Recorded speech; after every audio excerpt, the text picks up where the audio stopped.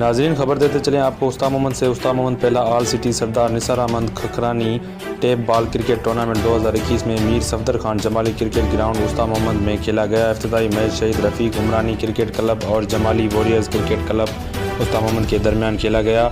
शहीद रफ़ीक उमरानी cricket club उस्ताद मोहम्मद ने 54 runs से इफ्तिताई मैच जीत लिया। इफ्तिताई मैच के मेहमान खास डिस्ट्रिक्ट बार एसोसिएशन उस्ताद मोहम्मद के जनरल सेक्रेटरी एडवोकेट नियाज़ अहमद सातिक जई और एजाज़ी मेहमान बैंक मैनेजर रज़ा अली उमरानी थे।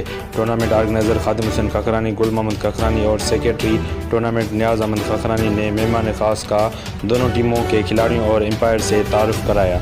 Jahangir Abro 90 news bureau chief Sindh.